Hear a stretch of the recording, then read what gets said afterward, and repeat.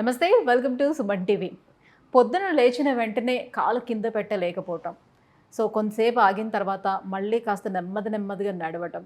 So ఈ problem ఎక్కువగా మనం స్త్రీలలో చూస్తూ ఉంటాం. మడమ నొప్పి సమస్యగా చెప్తూ ఉంటారు. ఎందుకు ఇది ఎక్కువగా వస్తూ ఉంటుంది? సో దీనికి ఏమైనా మనం శస్త్రచికిత్స చేసుకోవాల్సిన నెసెసిటీ ఉంటుందా, లేకపోతే మనకి నాన్ సర్జికల్ ట్రీట్మెంట్ అయినటువంటి పిఆర్పితో కూడా మనం దీన్ని తగ్గించుకునే అవకాశం ఉంటుందా? సో ఇది రావడానికి రీజన్స్ మెయిన్గా ఆడవాళ్ళలోనే ఎందుకు వస్తుంది? ఈ విషయాలన్నీ అడిగి తెలుసుకుందాం. మనతో పాటు ఉన్నారు డాక్టర్ సుధీర్ ధారా గారు ఫ్రమ్ ఈపియాన్ pain management, Jubilee hills.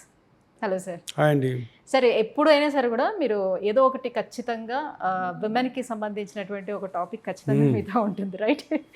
So అందులో మేజర్గా ఎక్కువగా బోన్ స్ట్రెంత్ అనేది ఉమెన్స్కి చాలా తక్కువగా ఉంటుంది. అండ్ మోకాళ్ళ నొప్పులు వచ్చినా వాళ్ళకి ఎక్కువగా కనిపిస్తుంది, ఒక షోల్డర్ పెయిన్ వచ్చినా వాళ్ళలోనే కనిపిస్తుంది. అండ్ మోరెవర్ ఇప్పుడు మడమ నొప్పులు వచ్చినా కూడా వాళ్ళలోనే ఎక్కువ కనబడుతూ ఉంటుంది. సో ఎందుకంటారు ఈ మడమ నొప్పులు లేడీస్లో ఎక్కువగా మనం చూస్తూ ఉంటాము? ఏం జరుగుతుంది మడమలో? ఇప్పుడు మనం మాట్లాడేది ఏంటంటే యాంకిల్, అంటే లాస్ట్ బాడీలో వెయిట్ బేరింగ్ జాయింట్స్లో యాంకిల్ జాయింట్ ఒకటి. ఎందుకంటే మొత్తం వెయిట్ దాని మీద పడుతుంది. సో ఎక్కువ బర్డెన్ తీసుకునేది కూడా అదే. సో యాంకిల్, ఫుట్లో చాలా బోన్స్ ఉంటాయి. మల్టిపుల్ బుడ్డ బోన్స్ అని ఒక దగ్గర 20-30 బోన్స్ ఉంటాయి. ఆ బోన్స్ అన్నిటినీ కలిపి కొన్ని ఫేషియా ఉంటాయి. ప్లస్ ఈ బాడీ వెయిట్ని అంతా యాంకిల్ జాయింట్ మోస్తుంది కాబట్టి జాయింట్ కూడా మంచి కుషనింగ్ ఎఫెక్ట్ ఉండాలి. సో ఇవన్నీ కూడాను దెబ్బతినేది ఎక్కువగా ఆడవాళ్ళు. ఎందుకు? ఆడవాళ్ళు ఇంట్లో పనులు నిలబడి పొద్దున సాయంత్రం చేస్తారు. సో బేసికలీ జెంట్స్ ఏం చేస్తారు? ఇంట్లో పని చేయరు, బయట పని చేస్తారు. రిటైర్ అయిపోయిన తర్వాత ఇంట్లో చేయరు, బయట చేయరు. సో బేసికలీ జెంట్స్లో బాడీ ప్రిజర్వ్ అవుతుంది, బాడీలో జాయింట్స్, బోన్స్, లిగమెంట్స్, మజిల్స్ అన్నీ. లేడీస్లో రిటైర్మెంట్ ఉండదు కాబట్టి ఫస్ట్ నుంచి కూడా పొద్దున్న సాయంత్రం పని చేస్తూనే ఉంటారు కాబట్టి ఫాస్ట్గా జాయింట్స్ అరిగిపోతే దాంట్లో ఒక రేరెస్ట్ జాయింట్ యాంకిల్ జాయింట్. ఎక్కువ మందిలో కాదు, మోకాళ్ళు ఎక్కువ మందిలో అరిగిపోతుంది యాంకిల్. ఇక్కడ యాంకిల్ ప్లస్ ఫుట్, దీని మీద ప్రాబ్లం వచ్చిందనుకో, ఒక 10 సంవత్సరాల ముందు ట్రీట్మెంట్ చాలా కష్టం. ఎందుకంటే యాంకిల్ మీద సర్జరీస్ ఉండవు. యాంకిల్ జాయింట్ని తీసి కొత్త యాంకిల్, మోకాలు తీసి పెడుతున్నారు, అట్లాంటివి ఉండవు. అండ్ ఇంకొకటి, యాంకిల్లో చాలా బోన్స్ ఉంటాయి కాబట్టి చాలా లిగమెంట్స్ ఈ బోన్స్ అన్నిటినీ కట్టి పడేసి ఉంచుతాయి అనమాట. అందులో ఆ చిన్న లిగమెంట్స్ కూడా చాలా కట్ అవుతాయి. అది తెలియక ఇది ankle joint treatment, ankle joint problem లేదంటే ఇంకో ప్రాబ్లం అనుకొని రాంగ్గా ట్రీట్మెంట్స్ కూడా పోతుంటాయి. చాలా బోన్స్ ఉంటాయి కాబట్టి పాదంలో ఆ బోన్స్ అన్నిటినీ కనెక్ట్ చేయడానికి చాలా లిగమెంట్స్ కూడా ఉంటాయి.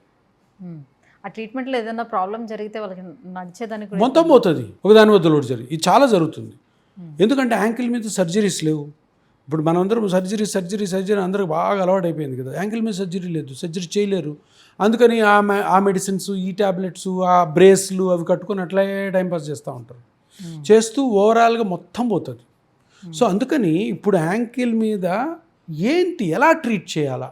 సో ఫస్ట్ ఆఫ్ ఆల్ ఎక్కువ కామన్గా మనము యాంకిల్ ఫిట్లో చూసేది ప్లాంటర్ ఫేషియటిస్. ప్లాంటర్ ఫేషియటిస్ అరికాల్లో నొప్పి, మడిమలో అరికాలను బోన్స్ అన్నిటిని కనెక్ట్ చేస్తూ ప్లాంటర్ ఫేషియా అని ఒక ఫేషియా ఉంటుంది. అది నిలబడి చొప్పులు లేకుండా పనిచేయడం వల్ల అది క్రాక్ వస్తుంది. అప్పుడు అరికాలు పెట్టగానే భూమి మీద సివియర్ పెయిన్ వస్తుంది, మంట వస్తుంది. దాన్ని ప్లాంటర్ ఫేషియటిస్ అంటారు. ఆ ప్లాంటర్ ఫేషియటిస్ పాదం అనేది ఫ్లాట్గా ఉండే వాళ్ళు ఎక్కువ మనం చూస్తామంటారు. 100% రాంగ్. ఎవడు తెలియని వాళ్ళు ఫ్లాట్ ఫుట్ ఉంటే ప్లాంటర్ ఫేషియా అని వస్తుంది, నమ్మకండి. దానికి సంబంధించి చెప్పులు కూడా చేంజ్ చేసుకోమని అన్నీ కాదు. ఎక్కువ మందికి ప్లాంటర్ ఫేషియటిస్ వచ్చేది ఈ ఫ్లాట్ ఫుట్ కాని వాళ్ళకి. ఫ్లాట్ ఫుట్ ఉన్న వాళ్ళు చాలామంది చూడండి, వాళ్ళు ప్లాంటర్ ఫేషియా ఉంటుంది. అది ఎందుకు వస్తుందో తెలీదు, మేబీ ప్రెషర్ ఎక్కువ పడడం వల్ల. ఫ్లాట్ ఫుట్ వల్ల అయితే కాదు. ఫ్లాట్ ఫుట్ ఉన్న వాళ్ళలో కూడా రావచ్చు, అది కామనే, కానీ ఫ్లాట్ ఫుట్ వల్ల అయితే కాదు. సో బేసికల్ ఏంటంటే ఆ ఫేషియా కట్ అవుతుంది. దాన్ని ఏం చేయాలి? వెంటనే అల్ట్రాసౌండ్ స్కాన్ చేసుకొని, మస్కులోస్కెలిటల్ అల్ట్రాసౌండ్ చేసుకొని ఆ టేర్ ఎక్కడుందో చూడాలి. ఓకే. ఆ టేరు ఈజీ కనపడుతుంది అన్నమాట. ఆ టేర్ ఎంత టేర్ ఉంది, ఆ టేర్లో కానీ దాన్ని మెజర్మెంట్ చేసుకొని అక్కడ కానీ పేషెంట్ పిఆర్పి తీసుకొని కరెక్ట్గా వేస్తే కంప్లీట్గా హీల్ అవుతుంది. దాని తర్వాత దాని మీద జాగ్రత్తలు తీసుకోవాలి. ఇంతకుముందు కారణం ఏం చెప్పాను, లేడీస్ ప్లస్ నిలబడడం తగ్గించుకోవాలి. ఎప్పుడైతే మీరు నిలబడ్డాలో మీ బాడీ వెయిట్ మీ యాంకిల్ మీద హీల్ మీద పడకుండా కింద ఫుట్వేర్ మీదకి వెళ్ళిపోవాలి. అప్పుడు మీకు ప్రెషర్ తగ్గుతుంది. సో ఇట్లాంటి చాలా ప్రికాషన్స్ ఉంటాయి అన్నమాట ఈ ట్రీట్మెంట్ పిఆర్పి చేసిన తర్వాత. సో చాలా మంది ఉన్నారని అంటే మరి ఆల్రెడీ ఎక్కువ ఒబేసిటీతో ఉంటే, ఒబేసిటీ ఉన్నా కూడా కొంచెం ఎక్కువ దీని మీద ఎఫెక్ట్ పడుతుంది. అప్పుడు ఒబేసిటీ తగ్గించుకుని, ఒబేసిటీ ధన్మం తగ్గదు కదా. ఫస్ట్ ఆఫ్ ఆల్ ఇది ట్రీట్ చేసుకోవాలి, దీనికి ప్రికాషన్స్ తీసుకుంటే ఒబేసిటీ స్లోగా తగ్గుతుంది. సో అది కూడా ఒక ఫ్యాక్టరే. సో ఇది యాంకిల్ జాయింట్ ప్లస్ ఫుట్ మీద వచ్చే అంటే చాలా కామనెస్ట్గా వచ్చే కండిషన్. ఇంకా చాలా కండిషన్స్ ఉన్నాయి, కొద్దిగా రేర్ అయినా కూడాను ఇవి వచ్చాయంటే డేంజర్, ఎందుకంటే వాటి ట్రీట్మెంట్ సరిగ్గా లేవు.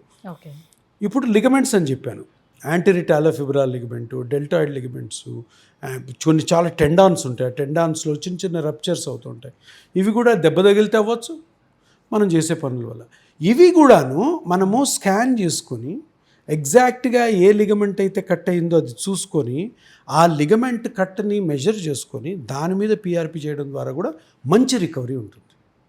సో ఇది చాలామంది తెలియదు. సో అన్నిటిని ఏంటంటే అది యాంకిల్ పెయిన్ అని చెప్పేసి దానికి బ్రేస్ కట్టడము, ట్యాబ్లెట్స్ పెట్టడము, ఆయింట్మెంట్లు, ఎక్సర్సైజులు. ఫస్ట్ మనం చేయాల్సింది ఏంటి, యాంకిల్ జాయింట్లో లేదంటే యాంకిల్ చుట్టుపక్కల ఫుట్ మీద ఏదో నొప్పి వస్తుంది, ఆ నొప్పికి గల కారణం కనుక్కొని ఆ స్ట్రక్చర్ని కనుక్కొని ఆ స్ట్రక్చర్ ఇన్ కేస్ క్రాక్ కానీ చిన్న డీజనరేషన్ కానీ ఏమైనా ఇంజురీ కానీ అయితే దాన్ని పిఆర్పి తోటి చక్కగా రికవరీ చేసే అవకాశం ఉంది. ఇది అందరూ తెలుసుకోవాలి. ఇంకోటి లాస్ట్ కండిషన్ ఏంటంటే, చాలా condition most commonest ankle joint arthritis. ఇప్పుడు మోకాల్లో గుజ్జు అరిగిపోయిందా, అట్లాగే యాంకిల్ జాయింట్ కూడా ఉంటుంది, అది కూడా అరిగిపోతుంది. చాలా తక్కువ మందిలో అరుగుతుంది. సో ఆ యాంకిల్ జాయింట్లో కూడాను కార్టిలేజ్ కానీ అరిగింది, దానికి కూడా పిఆర్పి పనిచేస్తుంది. ఎందుకంటే యాంకిల్ జాయింట్లో సర్జరీస్ లేవు. మోకాళ్ళు అయితే సర్జరీ ఉంది, మోకాలు మార్పిడి ఇవి ఉన్నాయి, కానీ యాంకిల్లో సర్జరీస్ లేవు, చాలా తక్కువ సర్జరీస్ ఉంటాయి.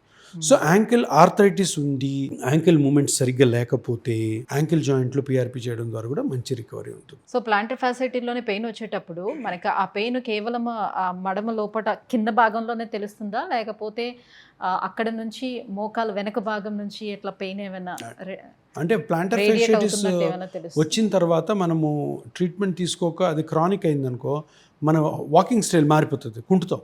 అప్పుడు ఏమవుద్దంటే ఆ పెయిన్ కొంచెం ట్రాన్స్మిట్ అయ్యి ఈ బ్యాక్ ఆఫ్ ద మజిల్స్లోకి కూడా వెళ్తాయి. అప్పుడు అక్కడి నుంచి ఇక్కడికి వస్తుంది సార్, సైడ్కి పోతుంది సార్ అంటారు. బేసిక్గా ఏంటంటే మూల కారణం కనుక్కొని దానికి ట్రీట్మెంట్ చేసుకోవాలి. Thank you sir. సో మొత్తానికి మడమ నొప్పులు స్త్రీలలో ఎందుకు అధికంగా వస్తూ ఉంటుంది, దీనికి మనకు అందుబాటులో ఉన్నటువంటి ఒక మంచి అండ్ సింపుల్ ట్రీట్మెంట్ పిఆర్పి ఏ రకంగా అది తగ్గిస్తుంది, ఈ విషయాలన్నీ కూడా ఎక్స్ప్లెయిన్ చేసినందుకు thank you so much. Thank you.